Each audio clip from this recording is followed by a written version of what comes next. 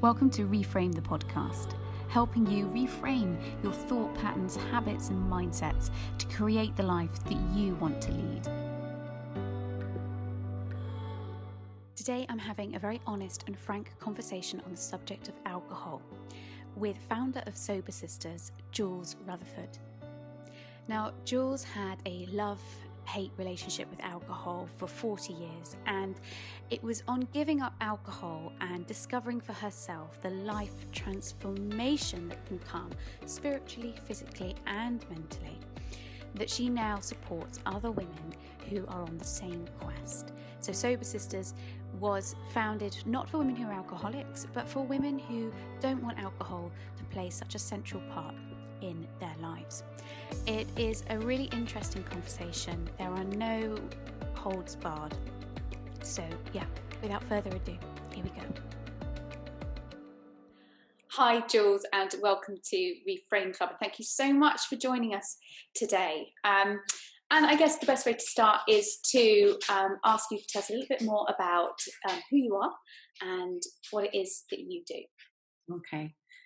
Thank you for asking me to come along and do this. I tend to be quite kind of private, so putting myself out in the world is another sobriety step. But my name is Jules Rutherford. My business is Sobersistas. I got sober 3.5 years ago now. I was never an alcoholic. I was just somebody that drank too much and used it as a kind of daily life prop, if you like, and crutch. And I started a Facebook group to find women like me to talk to, because I felt some of the other groups on Facebook weren't really my thing. And what I realised quite quickly, because of my background and my training and various things, I realised I was starting to help women, and I was kind of making suggestions and they were coming back and saying, oh, that's great, I've done it and it's fantastic. So over the last 3.5 years, I've kind of developed programs for women, and the group's now over 5,000 and going strong. You know, it's absolutely amazing. And I suppose one of the big things for me about being sober is I've actually stopped selling now, because I've been trying to market and sell to my audience for a long time now, and it never felt right. And I've moved to a kind of, you can have what I have for free and with love, and then if you want to make a donation to it, well, that's absolutely fine. But if you don't, I'd rather you just got sober, you know. Oh. So that's essentially what I do. And that's such an amazing testimony, I think, to not only you as a person, but also I think when you come to a role that's serving others, that you want to give back, time and time again, in my own world, self, other coaches, people I meet, it comes from that lived experience, doesn't it? That lived experience of knowing what's there and really being able to empathise with the people that you're supporting, but knowing so well what is the other side of that all you want is to help get that person there. Yeah. And I think with me, I think one of the things that happened to me recently, because obviously we live in a very, you know this, with the whole kind of diet culture, is that we live in such a heavily marketed life, you know, where we're constantly being sold to on a regular basis. And I received an email recently that said, you know, going live in 15 minutes to come and find out how to charge your worth. And I think it was that made me realise, well, in reality, I don't really value my worth by how much money I have in the bank. My value is in who I am and in how I help. And I think, and certainly by who I love and who loves me, but the whole sort of running a business and that type of thing, for me, if I have to go and get a job in order to continue to do this is what I want to do for the rest of my life, because there is nothing more utterly life affirming and empowering than watching a woman say her last goodbye from the group because she's now gone and changed her life and, you know, has realised what her worth is and how, you know, sobriety unlocks so much potential in you, and you can just kind of go, right, I'm away. That's, you know, I'm off now. I mean, I remember once when you and I first met, and you invited me to come in and chat to some of the Sober Sisters. I remember you saying that I'm a bit of a unicorn. And I always remember that. You said, Rose, you're a bit of a unicorn, because I know that I have a very take it or leave it relationship with alcohol. So I can not drink, I can have one drink, I can go out and have a couple of drinks, I can stop there and then think about it again for another week. But I also know from my experience with my clients that a relationship with alcohol can actually be very complex, and it's something that can be really tied up with restriction, dieting, poor body image, all of it's kind of not eating to support our physiological well-being, so we end up getting blood sugar pressures and we end up drinking wine because your body wants it quickly. It's also highly interrelated. I guess in your experience, what would you say is the point in time when perhaps we need to look at our relationship with alcohol through a different kind of lens, because it's also so normalised in society, isn't it? Yes, it's almost like, I mean, the number of women who come into the group and say, I've just told friends that I'm not drinking anymore, and they've been, you know, rude or laughed or made a bet that she'll never do it, and, you know, and all this kind of thing. Alcohol, I think, can be the first step to just getting everything else sorted. Because obviously, the minute you stop drinking, most women go on the sugar binge, because if you're drinking wine, you're having a lot of sugar, that takes a bit of time. But it's much easier to make all the right decisions for your health once you have the clear mind that comes with being sober. Of course, it depends on why you're drinking. If you're drinking to deal with kind of difficulties with past trauma and all of that, it can be a bit scary to stop drinking, but support is out there, and I think there's so much better stuff on the other side of staying sober.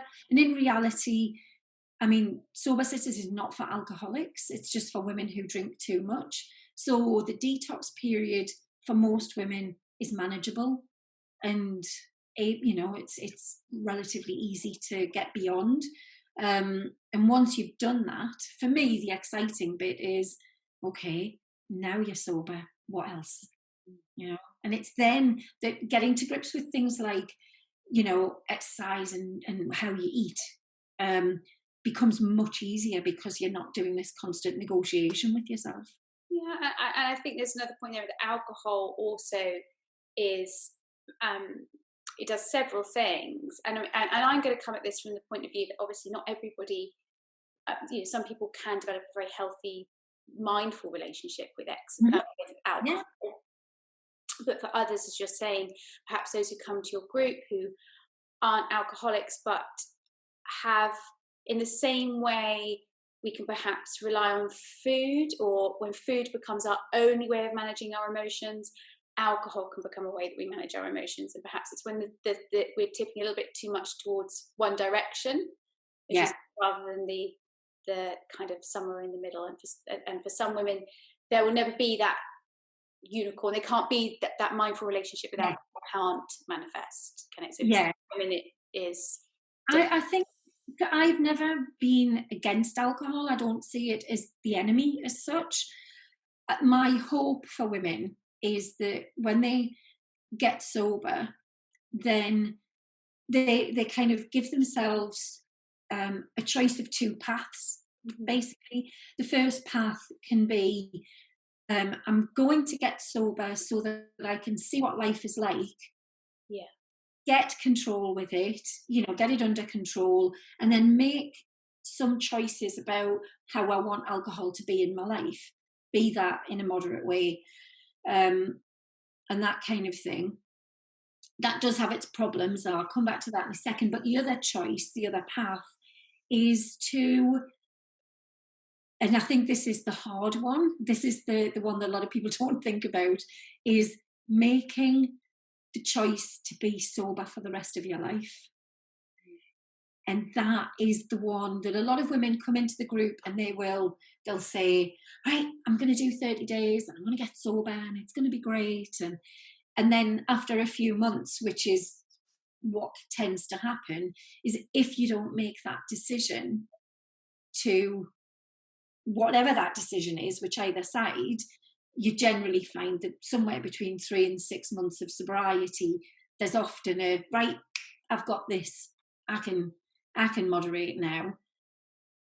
But they can't, because they've not made the decision as to which path that they've decided to be on. And often moderation can sometimes, if you try it too soon, what often follows is a bigger drinking cycle than you were before you stopped. That's quite common. I can understand that, and I can sort of reflect it back to the work I do in that with intuitive eating, people can say, yep, I've got it, I'm intuitive eating, I'm in tune with my body, I know my hunger and fullness, etc., but actually they haven't rejected the underlying diet mentality.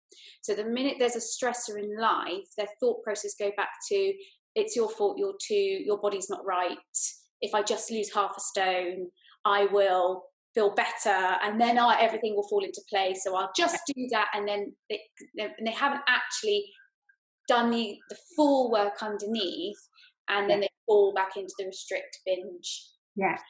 And we see this. Yeah, I mean, to be honest, I'm probably a good example of that, because when I gave up drinking, to me, initially, it just felt like I'd taken my brain out and give it a wash and popped it back in. It just felt all kind of like sparkly and happy and brilliant. And I just thought it was the best thing ever.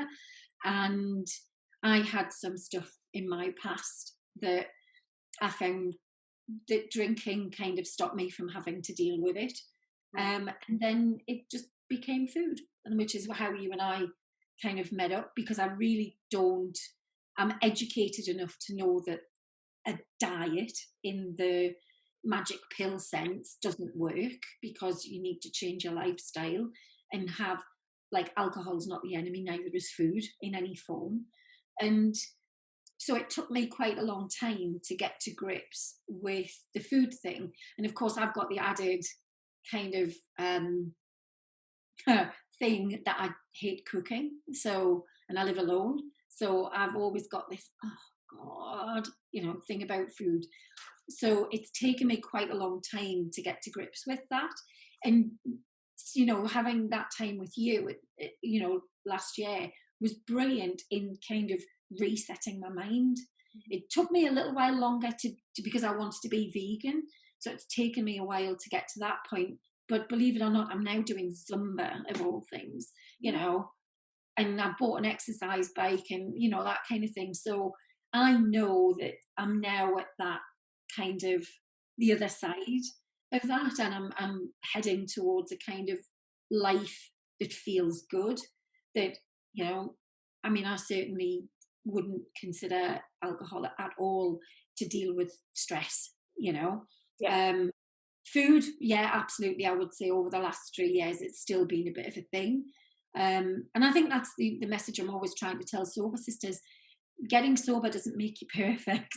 It doesn't solve all of your problems, but it does give you a great platform to be able to, and it takes, I think one of the big things as well is, like, you do gain a natural sort of, I want to call it like a natural sort of strong feminine confidence when you get sober.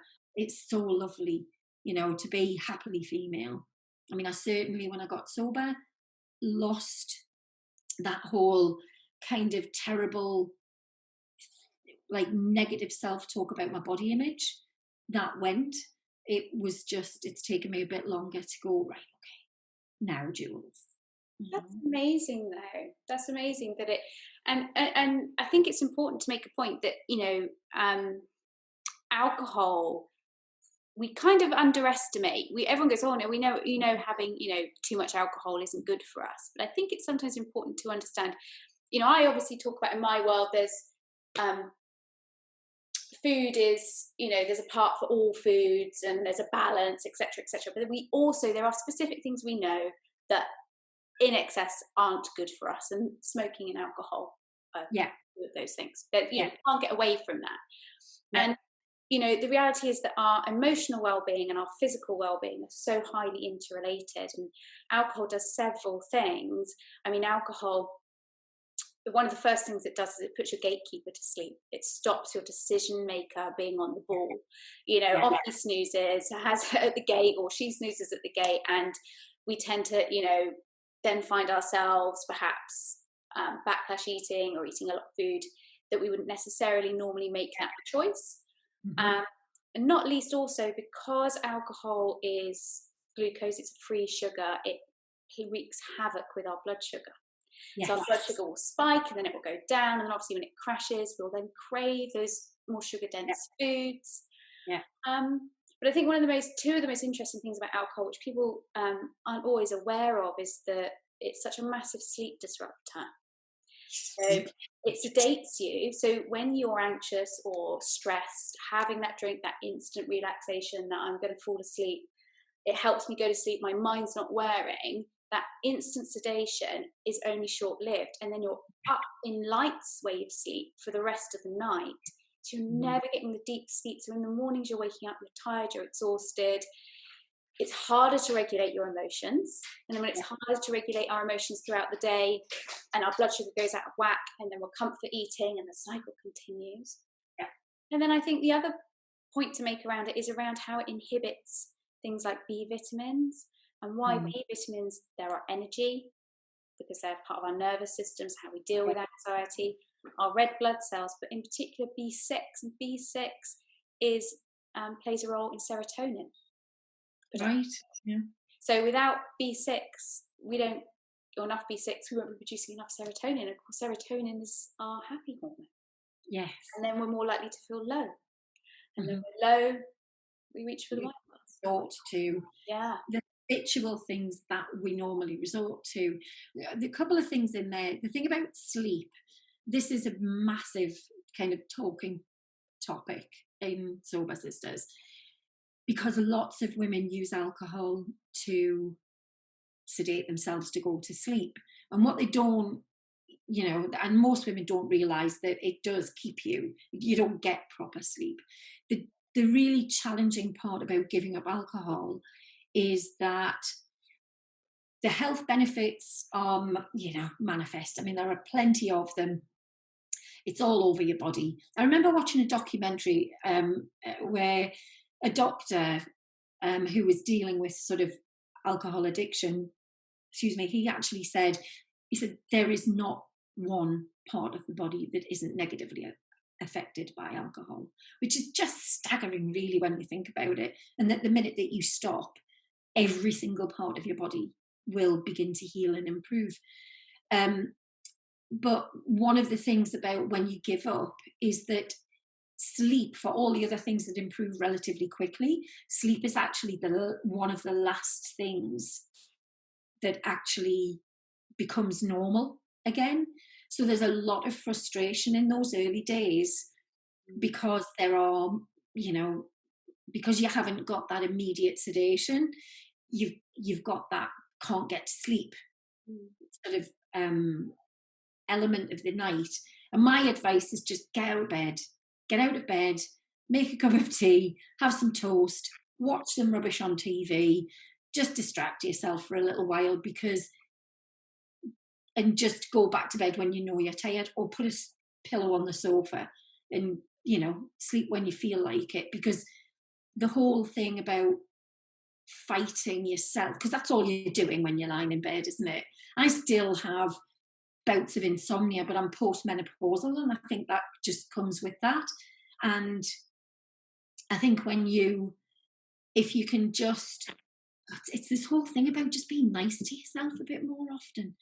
It's like, if you can't sleep, do something nice. Have a cup of tea. Yeah, we tend to, and that's the thing, we tend to turn it straight into a stick with which to beat ourselves. Yeah, absolutely. I'm failing. See, this is another thing you can't do. You can't go to sleep. as you say, if you can reframe that, look what I did there. If you can reframe that, you can be, so as you say, you can turn those moments, and actually getting out of bed is one of the best things you can do, because your body then goes, whoa, hold on a minute, we're not meant to be up, and gives you a nice little dose of melatonin and will help you fall quickly again.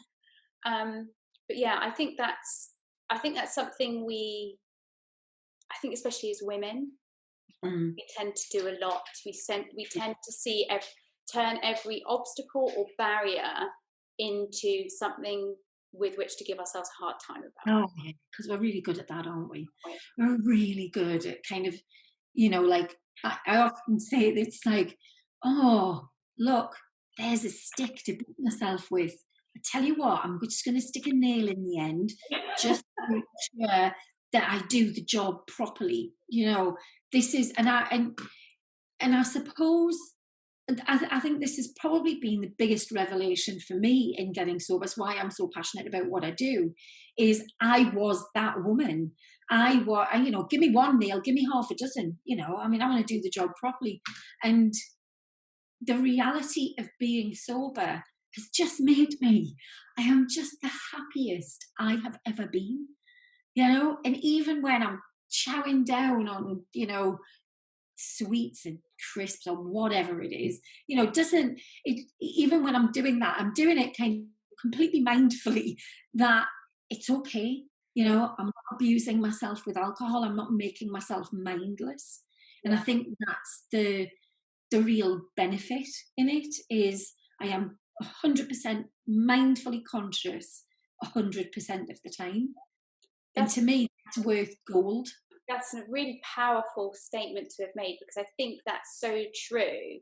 If we are perhaps too reliant on alcohol to manage our stress and all of those things, it does cloud your decision making.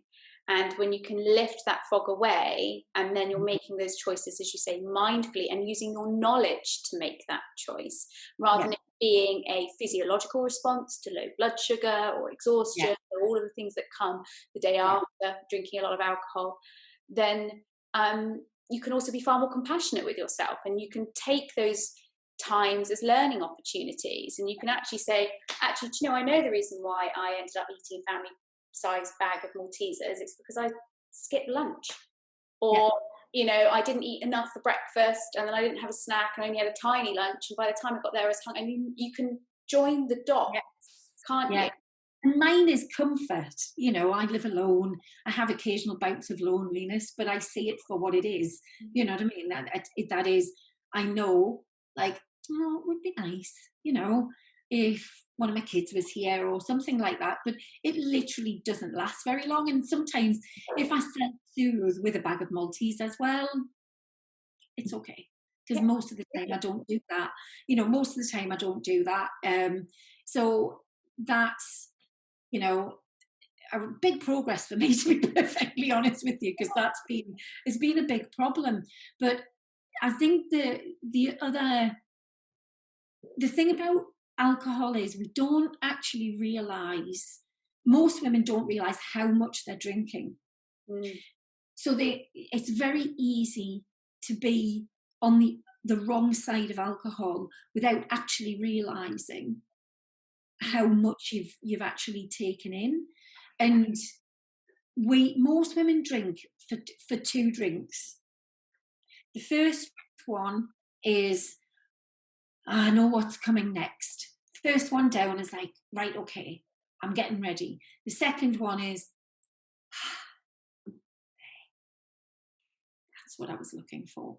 And they don't realise that everything after that is just a waste of time and the slippery slope down, you know. And that's where the arguments come from, and the texting people at 3 o'clock in the morning saying things that you never ever would say if you were sober, you know. And then follows the shame and the guilt and the anxiety, alcohol anxiety. And of course, alcohol causes anxiety as well. And so many women report, you know, like being on, and I make no medical claims about Sobersistas, but lots of them saying they either reduce or get rid of anxiety medication, you know, anti-anxiety medication. that their anxiety, those that even don't take it, say that, you know,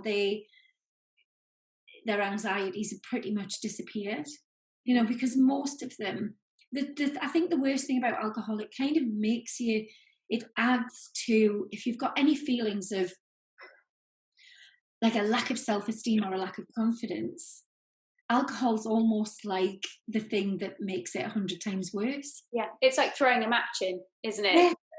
It's You know, tank. It's like giving it more. and it just, you know, and I see so many amazingly brilliant women who've got huge amounts of talent that's untapped, and, you know, just shining women, once they realize what alcohol is doing to them. You know, things like getting to grips with the diet and, you know, doing some regular exercise just becomes kind of easy for them. And again, it goes back to this thing that there's this there's obviously our emotional relationship and how we're feeling emotionally, but also physically. You know, joining the dots is that alcohol dehydrates us. So when it dehydrates us, it slows how blood moves around our body, which means that when one, it's harder to exercise because it's harder to get the oxygen around your body because your blood's, you know, stickier, for want of a better term. But also your temperature will go up, so you'll be hot and sweaty, and it won't be an enjoyable experience if you're in a dehydrated state. So you know, I don't think we always realise, and I know when I spoke to you before, I said, you know, alcohol's a bit like dropping a pebble into a pond. We don't understand how far-reaching the ripples are throughout the body. All we think in that moment is, I feel better for that short window of time. So how does someone, so this is quite, and I, you know, probably people listening to this would like to poke me in the eye, but as someone who hasn't, I've never really, I don't, like drinking, I can take it, I can leave it. But for someone who can't, and I have a very dear friend who would say that she had a complicated relationship with alcohol. She's not an alcoholic, but she is emotionally lent into it as a way of self-medicating, for want of a better word, around anxiety. And she is currently on her own sobriety journey. And in that time, as you say, her fog has lifted, she feels in control, she's made some amazing choices about her future and her career. It's been amazing to see. But she's had to come to that in her own time. You know, as much as, you know, from an outside perspective. How does someone bring awareness to where that line is? Because you said, you know, quite often we're not always aware how much we're drinking, or where is the awareness that actually alcohol has gone from being something that's part of a broader, wider, you know, glass with Sunday lunch kind of relationship to having a more negative impact in our lives? How can someone bring awareness to that? Bringing awareness to it actually is things like, if you are looking, you know, for sobriety groups, things like that. Sorry, I think my chair's dropping. But I think I can't bring somebody to that point. They have to know. If I'm honest, I think most women, most people know exactly how much they're drinking and how much of a problem it is. I just think they're just not ready to have that conversation with themselves, which is one of the reasons why when some of Sobersistas kind of give up, they'll often report difficulties with other people. And, you know, my response is always love and compassion, you know, because what you're doing is holding up a mirror to them. You know, when you're saying, I'm sober, this is amazing, I'm doing this, you're basically reminding people that something that they already know, which is they're probably drinking too much. And that's, you know, and that's one of the reasons why we have this sort of society culture kind of thing about, you know, if you give up drinking, then you must be boring and blah blah blah blah nonsense. You know? I actually think this is my little kind of mantra about other people, is in the same way that if somebody came to you and said they were watching what they were eating, and they were being mindful about it, you wouldn't offer them a big fat cream cake, and you wouldn't offer somebody a cigarette who's given up smoking. Do you know what I mean? You wouldn't pressure them in the way we do a lot of the time with alcohol. Go on. For me, being sober is about being out and proud about it. I am delighted that I am sober. I will never drink alcohol again because I just think it's the best thing ever. It's the best thing I've ever done for myself. And I personally believe that one day not drinking will be just as common as not smoking is now, and it'll be seen in the same way. I quite like being at the leading edge of changing the world. It's, even if it's one sober sister at a time, you know what I mean? It's absolutely fine. And I think that's the conversation where I'm coming from, that I would like to change. I would like to change the dialogue around the fact that actually, since I've stopped drinking, and I don't say this with arrogance, I've become way more interesting since I stopped drinking than I ever was when I was drinking. So it's just, There's room. We make room. We make energy, mental energy and physical energy to go and do the other stuff, to live a different, fuller life. Yeah. And I think the other side of that as well is, this is something that took me a little while to notice in the group, is that I forgot in the early days that, as women, we have a natural intuition. We have gifts of nurture and care, and and it's natural for us to be a certain way. And I don't mean that in a barefoot in the kitchen way. I mean in a truly feminine, kind of female way. Alcohol takes away so much good stuff from us. We have amazing intuition, and it's almost impossible to be intuitive if you've got a thick head every day. It's almost impossible. And like your friend who's started to make amazing decisions, I can pretty much guarantee those have come from her intuition and her guidance. Like, this is right for me. Tuning into who you really are. And one thing I would say is, if you really want to not even question your relationship with alcohol, just question, like, everything that you're doing is to look at your life and say, is this the life I came here to live? Is this what I'm doing now, how I want to continue living? I know we're in very difficult circumstances at the minute, but I was thinking about this the other day about COVID and, us coming out of it from the pandemic point of view, when things improve. I'm not quite sure about when that might be, but at the moment, I know there are lots of women who are drinking more than they've ever done. Yeah, lockdown, definitely. Lots of my peer friends have said, I'm drinking far more during lockdown. Yeah. And my question would be, how do you want to come out of this? Do you want to come out of it like realizing that you've really got a really bad alcohol problem, or do you want to stop now, and the next time you see all of your friends, they all go, my God, you look amazing, because it transforms, it transforms you. They're really powerful questions. Is this the life that you showed up to lead? I think that's it's true. Who and what are we allowing?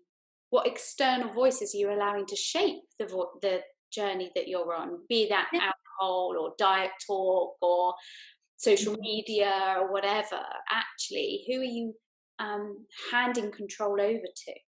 Yeah, and there's a couple of things in there. The first one, I'll do this so I don't forget. The first one is, it's like, you're never going to get to your deathbed wishing you'd drank more alcohol or spent more time in the office. It's just not. It's not how we see our lives progressing.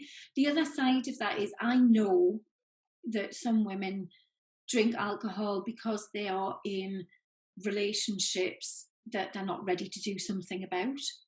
Yeah. And, I get a lot of questions about that side of things. And my answer is always focus on yourself, get sober.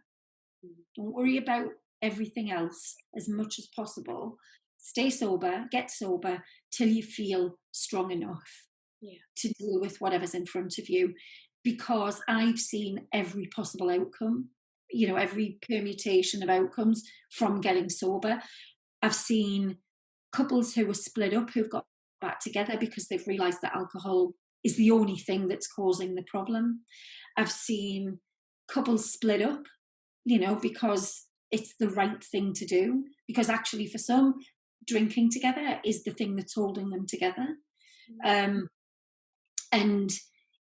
for others, it's actually being able to connect on a much deeper, better, more kind of loving level that actually takes their relationship off to new heights. So any possibility is out there, but I would say if it's on your mind and that's one of the reasons why you're drinking, just focus on getting sober. It's okay to take care of yourself for a little while. Yeah, and I think that's something I was going to ask you about, how do we support ourselves? How do you position self-care? And I think it is about those fundamentals as well, isn't it? When we say putting yourself first for a while, we don't mean, have you booked your afternoon tea and spa break? We mean prioritizing true priorities like eating well and working on reducing or eliminating your alcohol and moving and just the fundamentals of emotional and physical well-being, because without those, well, we can't. Well, it's like the oxygen mask analogy, isn't it? When you're in the aeroplane, you're told, if the oxygen mask pops down, put your own on before you deal with the children. And that's, I think that stands for anything. So what does self-care mean to you, Jules? Build it since you've been on your journey to sobriety. How has that shifted for you? What does that look like now? Well, self-care for me is actually, the big thing for me has been the negative self-talk and shifting that to somewhere else that doesn't exist. That doesn't exist anymore. And I over the years, I've been meditating for many years, and I do gratitude every day, and I have my little list of daily habits for growth. Just my little things. I have a vision board up there. I've got, I love this. This is my dream jar. My dreams are in here. And every day I take them out and read them. And if I think of anything as time goes on, I'll add more to it. And they're all lovely things. There's no money tag in here at all. It's just makes it Sobersistas sustainable. That's fine. I don't need a lot to live on. And actually knowing, because I discovered when I got sober that I always used to think that I was an extrovert and alcohol kind of helped me added to that. Truth is, I'm absolutely complete not an introvert. Lots of people drain me, and I am not energized by lots of people. And knowing that I can see it. It's like Friday, for example, I was on calls and stuff from 9:30 in the morning till 8:30 at night. And literally all day on Saturday was just silence, and being in silence for me is a real kind of moment of joy. I love that. But that's easy for me because I live alone, and I don't have anybody. I don't even have animals to make noises. It's just me and me. But self-care for me is just actually putting what's and this is the sort of mantra that I put in Sobersistas all the time. It's 3 letters to remember, which is MLT, which stands for most loving thing. So if I'm having a bit of a struggle, or I'm feeling a bit rubbish, what's the most loving thing that you can do for yourself in this moment? It can never be to drink alcohol or give myself a hard time, you know, call myself stupid names or anything like that. It's what's the nice thing that you can do. And sometimes the nicest thing I can do is put an episode of Star Trek on with a cup of tea and a biscuit, and that works for me. Oh, I love that. Most loving thing. I think that's so easy to remember, MLT. Yeah. If anyone comes away with anything from today, holding on to that can only possibly help them move forward in a positive way.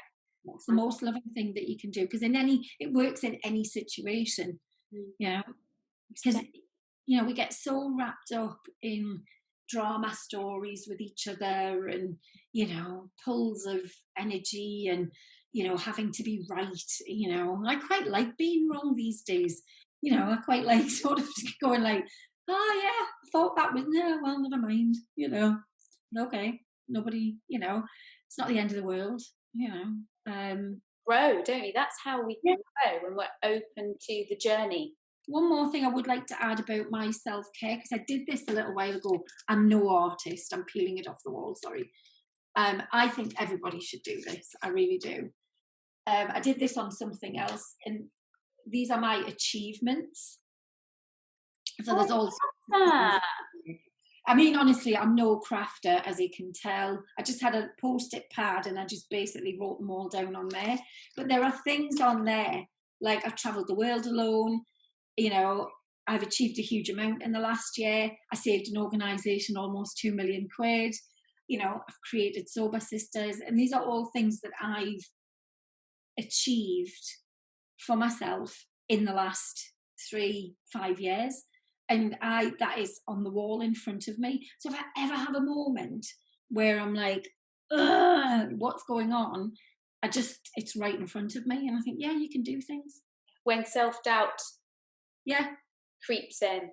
And not least because I think that's a really powerful thing. And I think having it visually front and center is really powerful, because we tend to put so much weight in the one tiny comment, the one thing that, you know, the one mistake we made, and that can sit within the context of 100 amazing achievements, but somehow neurologically we're programmed to focus on that, and then we take ourselves down that rabbit hole of negativity. Having that front and center, that's a really powerful reminder. You know, I think from my point of view, I think as a sort of overarching goal for Sobersistas, I just want women to stop drinking so that they can all be like what they actually are, which is absolutely amazing, so we can take over the world. Because those lovely men in our lives have had their turn. It's our turn now, you know.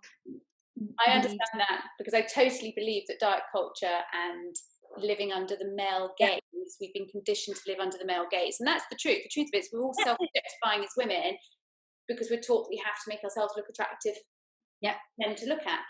And if we can reject diet culture and reject the whole concept of trying to force our bodies to be, you know, go from, I was speaking to my friend the other day, and I said, just think about the lifetime our mothers have lived through, how many decades they've been told their body needed to shift.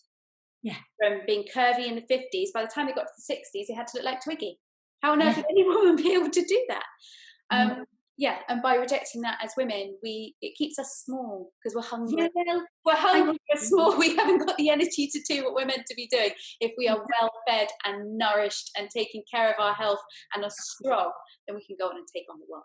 I think mostly everybody knows how strong and amazing and brilliant women are, and I think if we created a little bit of a revolution, I think who knows, you know. Very true. And if you were on a mountain then, Jules, or you could have a billboard, my brother always uses the analogy of a billboard next to the biggest motorway exit, you can imagine it could say one thing. What would your billboard say? I laugh about that when I saw your sort of pre-question. I was looking at that and thought this is quite funny, because I often say, if I was queen of the world, you know, and it's basically just stop drinking. So much good follows from not drinking. So many good things. There is nothing bad about sobriety at all, you know, and don't be afraid of it. It's, you know, because everything that follows from in sobriety is all good. You know, you might have to learn to deal with some uncomfortable emotions because you've never had to deal with them before, but you can do them when you're sober. You know, that's it. Just stop. It's just such a waste of your beautiful energy. Such a waste of who you are. I love that. Let's all stop wasting our beautiful energy.